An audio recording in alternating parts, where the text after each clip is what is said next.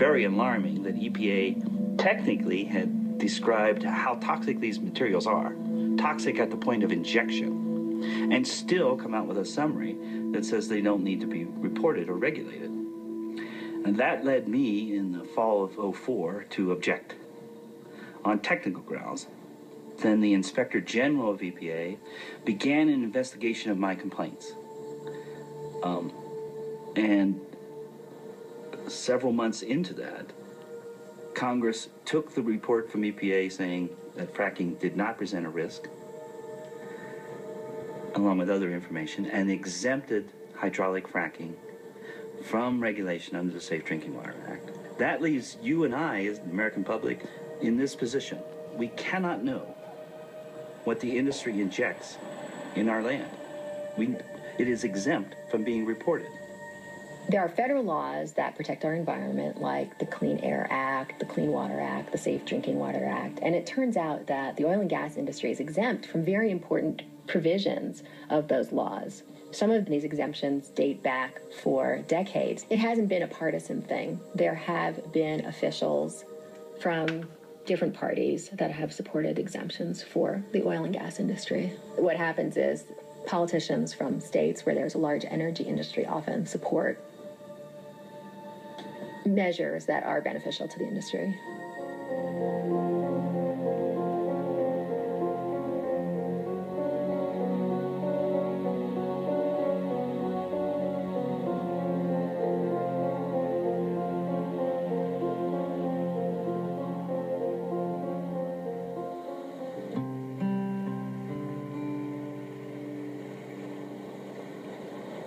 Down the Colorado River, about 9 miles to the west of Silt, is the town of Rifle.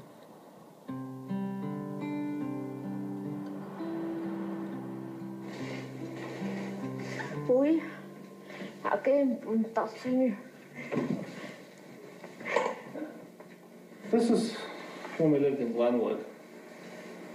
This is before any problems, before we lived in Rifle. This is 1993. Well, we've been married like 100 years. It's been almost 15 years now. I'm 54, and she's 59. She's changed. She's changed so much. There's a traditional Chris picture. Here's a traditional Steve picture.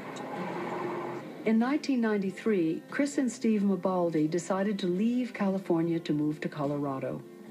We both got laid off from our work because we both volunteered to be laid off because we wanted to get out of California and move to Colorado, where it was beautiful and clean air and clean water. They found themselves in Garfield County looking for a new home. There's Chris. Hi. Hi.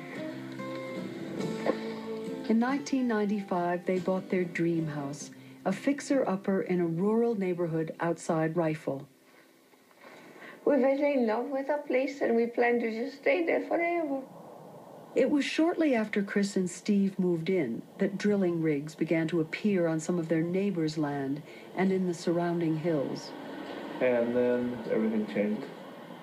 Chris would get in the shower, and her skin turned bright red. I think it was 96. Her skin, it was burning on fire. She would swell. Steve began to develop symptoms as well. I'd feel dizzy. I'd get bloody noses. Why would anyone think that something happening a couple miles down the road could possibly be causing this health change in their body? You see blood disorders, what is called idiopathic hemorrhaging. So you get bloody eyes, bloody noses, and also blood in the urine. And a number of people who called me said they had this condition. I was afraid she was going to bleed to death. She'd wake up in the morning and she would be covered in blood, and her nose would be bleeding just like crazy. And the pillow was covered with blood. The sheets were covered with blood. Well, around 50% of the chemicals cause such things as kidney damage, cardiovascular problems. And then the next, and very troublesome, are the neurological effects. I started showing up and just wanting to just hold my body because I feel like something's happening inside of me, you know. It is not normal. Chris's health began to deteriorate rapidly. She began losing her sight, had severe headaches, and had pain in her hands and feet. There were 2 surgeries to remove a pituitary tumor, and she developed a rare neurological speech impairment. It became increasingly difficult for her to speak clearly. Good. Sweethearty. I've had several patients who have been having symptoms since the time that they were exposed to oil and gas exploration near their homes. These are all people in a small cluster around Rifle. Last year, EPA got several citizens' requests from Garfield County, and the citizens were saying, gosh, my drinking water might be contaminated by this practice, or the air we breathe might be affected. EPA, can you look into it? EPA should have. Myself and another staff person, we had prepared the letters, and we were ready to write to the Colorado Oil and Gas Commission that we felt that this practice caused imminent substantial risk to public drinking water source, and that EPA was going to take over the investigation. However, as soon as we got that to our political appointee supervisors, they canceled that investigation. So EPA did not investigate the legitimate complaints from citizens in Garfield County. When they were drilling, we could feel it grinding underneath the ground, you know, under our house, and then we'd feel these explosions, and it would shake dishes and rattle pictures, and it drilled for the longest time, and the pit was even closer, and they'd burn it. They would just flare it off. The wind blew right to our house.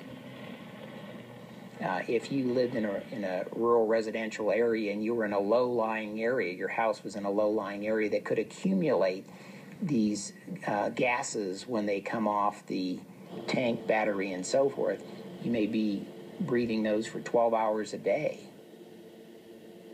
One of the concerns of the agency with respect to the oil and gas industry is how much volatile organic carbon, how much volatile gases come from the industry, especially from storage of oil or storage of gas. Last summer, in an effort to track down how much volatile organic carbon was coming from the oil and gas industry, a unique study was undertaken by EPA. And EPA brought in some infrared cameras and turned them towards these oil and gas facilities. And under infrared light, the volatile organic emissions were visible. They looked like a mirage. And so one could see in this infrared camera the amount of volatile organic carbon coming off these storage tanks. Every well is drilled into a stratum that has organic chemicals in it. Oil is a mixture of these very heavy organics, but it's a range from these kind of greasy, very heavy, oily stuff to stuff which is quite volatile. Those materials evaporate very quickly. All of those are potentially toxic, but we don't know to what extent. Many of them are dangerous. Ethylene, for instance, is converted in humans to ethylene oxide, and ethylene oxide is a carcinogen. Besides the drilling in their immediate neighborhood, Chris and Steve were directly downwind of what was becoming a major drilling field, exposing them to even higher levels of airborne toxins. Another source of possible exposure was a wastewater treatment facility located across the river from their home. We're only 6 miles out of Rifle. Rick Rolls is a rancher who lives near the wastewater facility. Here, drilling wastes are separated from huge volumes of wastewater by evaporating out the water in giant open-air ponds. We're at the Williams Water Treatment Facility at Anvil Points. Anvil Points Water Management Facility. No smoking, authorized only. This is all the produced water that comes from the wells. The old-timers called it drip gas. You run out of gas out in the desert bringing your herd of sheep back, you fill your truck up with drip gas and drive on to town. That way you don't have to walk. It smoke like hell. It makes your motor ping, but it'd run. And you wouldn't be walking. They take the water out of the tanks and stuff, They pump them out into all those water lines laying on that black rubber membrane down there. And little misters mist the water up about 2 feet. When it comes down and gets on the membrane, it evaporates almost instantly. To the pits and the evap, about 20 to 30 acres. Those chemicals, again, neurotoxicants. People complain when they stepped out of their automobiles or out of their homes that they got a whiff of some air. They collapsed. They shook. They seemed to have loss of memory. Dizziness.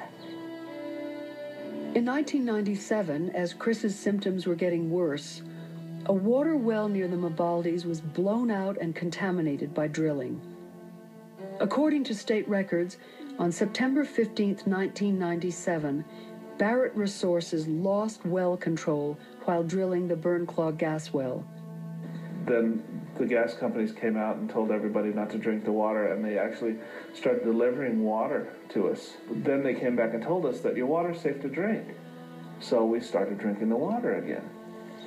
When the exposure is through a water pathway, people are usually given an alternate drinking water supply. You don't think of it, but there are a lot of sources of water vapor in the house. Your dishwasher, every time you flush the toilet, and you breathe it in, and you absorb it through your skin, your dose of the volatile organic compound from the shower water will be several times the dose you would have gotten from the drinking water. After we started thinking, something's not right, put a glass of water out and left it sit overnight, and there was like a little oil slick on top. And then He lit a match to it. And went, it burned. and I said, oh my God, I've been drinking that. And this is the water that they said was safe to drink. She had a high thirst, and it makes her exposure quite different than her husband's. Not only was she at the house a much larger fraction of the time, he would go off to work, but she had a much higher use of the well water that was a further exposure for her. In desperation, Chris and Steve moved to Grand Junction, Colorado, abandoning their home and a place that had been their dream. We just up and left, the place. And it was valued at $440,000, and we just walked away from it. And she reported that she was somewhat better, by no means good, but perhaps 30 or 40% improved being away from that home. And if she would go back to retrieve some belongings or go to visit neighbors that they had had in that previous home, she would feel sick, and fairly quickly. For those living in the path of drilling, years of anger and energy expended dealing with the industry eventually gives way to exhaustion and resignation. If it's going to take you a year to sell it or 2 years to sell it, then you're probably going to let it go into foreclosure. You just throw your hands up and say, the heck with it, I'm just walking. There are no official statistics tracking people who have moved away because of the effects of gas and oil development. But in the 2 Colorado communities profiled in this film, the impact has been profound. There is a record of at least 9 Dry Hollow families who formally complained about the drilling, and they have moved away. Some were afraid, some were sick, all were exhausted by their fight with the industry. Chris and Steve have seen the same thing in their neighborhood in Rifle. I think almost all of our neighbors have moved away, and all the people that occupy the houses now are all people that work for the wells.